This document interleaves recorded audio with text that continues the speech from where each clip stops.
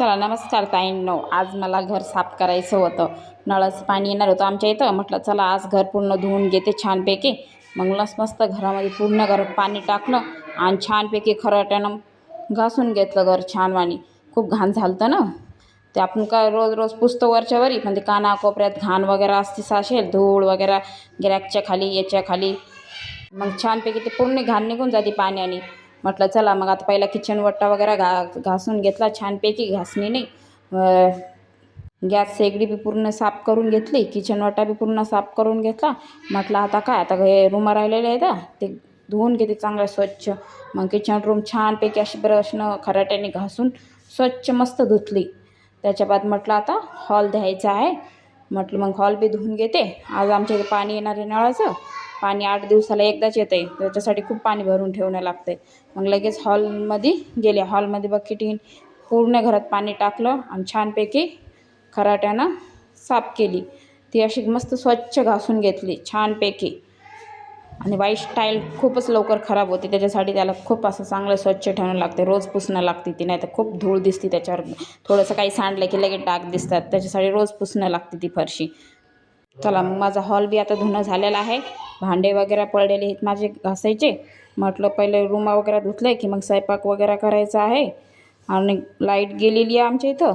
ते खूप गरमी व्हायली मला घर धुवायला, तर खूप गरमी व्हायली. इतकं घाम आला, म्हटलं खूप घाम आलेला आहे. म्हटलं लगेच घर साफसफाई केली की मग लगेच म्हटलं आंघोळ वापस करून घेते एकदा. मग लगेच चांगलं स्वच्छ म्हणलं हॉल धुवून घेतला की लगेच मग छान दिसते. मग हे पहा लगेच माझा हॉल पूर्ण धुणं झालेला आहे. धुतल्याच्या बाद किती स्वच्छ दिसायला पहा तुम्ही, आता किती छान वाटायला आहे. म्हटलं चला आता मला ना खूप भूक लागली. पहिलं हॉल वगैरे धुवून घेतला की मग थोडेसे पोहे वगैरे बनवते. हे माझी किचन रूम किती छान वाटायली पहा, आता स्वच्छ एकदम छानपैकी दिसायली. हे पहा किचन वट्टा वगैरे ते सगळं साफ करून घेतलं होतं मी. पूर्ण ब्रशनं खराट्याने घासून घेतलं छानपैकी. चला म्हटलं आता मी पोहे बनवले होते. म्हटलं चला आता पोहे खाते. चला घर साफ केलं की मग आता मला खूप भूक लागली. म्हटलं चला आता जरसे पोहे बनवून घेतलेले आहेत गोलूच्या पप्पाला आणि दोघांना पोहे दिले. म्हटलं चला आता मी बी थोडेसे पोहे खाते. मग भूक लागली होती ना खूप. मग म्हणलं स्वयंपाक करायचा टाईम आहे, तोपर्यंत पोहे बनवते. मग छानपैकी असे पोहे बनवले मस्तपैकी. मग आम्ही चौघांनी मस्त पोहे खाल्ले. पोहे खाणं झाले की म्हटलं लगेच साफसफाई आंघोळ वगैरे करून घेते. म्हटलं खूप घाम आलेला होता ना, पण मला भूक लागली होती. पहिलं म्हटलं पोहे वगैरे खाऊन घेते. हे माझा गोलू खूप बिमार होता, आता थोडं त्याला बरं वाटायले. सानिया बी माझी पाकशी बसली साईडला. म्हणजे आम्ही तिघेजण मस्त पोहे खाल्ले. म्हटलं पहिलं आता भांडे वगैरे नेते बाहेर. म्हटलं चला आता भांडे वगैरे पहिले साफ करून घासून घेते. भांडे आणून ठेवले बाहेर. म्हटलं चला आता भांडे घासून घेते. भांडे घासले की मग म्हणलं लगेच बाईक काम होऊन जाते माझं. मग राहते स्वयंपाकच. चला मग आता भांडे घासायला घेतले मी. पाणी भरायचं होतं मला, नळ अजून आले नव्हते. तोपर्यंत टाक्या वगैरे सगळं साफ करून घेतल्या होत्या आम्ही. तर टाक्या वगैरे धुवून घेतल्या होत्या. पाणी आले की मग टाक्या भरता येतात ना. पूर्ण पाणी मी उडून घेतलं, धुवून घेतलं. भांडे वगैरे सगळं साफ करून घेतलं. कामं वगैरे आवरून घेतले. चला मग भांडे घासून घेतलेले माझे झाले. लगेच भांडे घासून पूर्ण जाळीत ठेवून दिले. भांडे झाले माझे घासणं. आता लगेच रॅकमध्ये म्हटलं लावून देते. ते खाली कसा पसारा दिसतंय, राहिले की विसरून राहिले की मग कंटाळा आले की तसेच राहतात ते भांडे. चला म्हटलं आता भांडे लावून घेते आणि लगेच मग स्वयंपाकाची तयारी करते. मग तोपर्यंत म्हटलं चला भांडे लावणं झाले की एक काम होऊन जाते. आज खूप काम होतं, कंटाळा आला आज काम करू मला. अजून स्वयंपाक करायला बनवायचा. घरात तर सगळंच काम करणंच लागते आपल्याला. दुसरं कोणी नसल्यावर आपल्याला सगळं पाहाणं लागते घरातलं. कधी आईच्या इकडे गेलं तर तो थोडाफार आराम भेटते. पण म्हटलं चला आता मदत कुठं आईच्या इकडे बी जाणं होणार नाही. जाऊ म्हटलं एखाद दिवशी. आता सध्या आता गोलूचे पप्पा नाही म्हणतात. चला म्हटलं आता भांडे लावून घेते म्हटलं आणि लगेच मग स्वयंपाकाची तयारी करायची होती मला. बायकांचं कसं घर स्वच्छ पाहिजे. एकदम छानपैकी घर ठेवलं की छान स्वच्छ दिसते.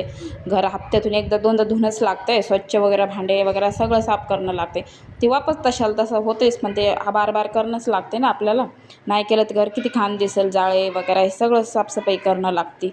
चला माझ्या तर लगेच याच्या गॅसच्या जाळ्या वगैरे सगळं लावून दिले. चला म्हटलं आता तुरीची डाळ घेते. तुरीची डाळ टाकते. आज तिखट वरण करायचं होतं मला. तिखट वरण, भात, पोळ्या करायच्या होत्या. चला मग भांडे वगैरे लावून झाले माझे. म्हटलं आता चला डाळ साफ करते. लगेच पातेल्यात डाळ टाकून घेतली. चला म्हटलं आता ती धुवून घेते चांगली स्वच्छ आणि डाळ शिजायला टाकून देते. माझं कुकर खराब झाले ना, त्याच्यासाठी पातेल्यात टाकले मी. ते माणूस आला नाही ना दारात, ते नीट करून घ्यायचं मला, पण ते माणूसच येत नाही. बाहेर मार्केटला जायचं खूप ऊन आहे ना, त्याच्यामुळं म्हटलं चला आता पातेल्यात टाकून देते डाळ टाकून दिली इकडं. आता लगेच म्हणलं आता इकडं दुसऱ्या चुल्यावर भात टाकून देते लगेच म्हटलं. लगेच मग तांदूळ वगैरे घेतले प्लेटमध्ये, ते साफ करून घेते म्हटलं. मग लगेच डब्यातले तांदूळ घेतले आणि लगेच तिकडं चला म्हटलं इकडं गॅस ऑन केला. आता लगेच तांदूळ साफ करून घेते म्हटलं.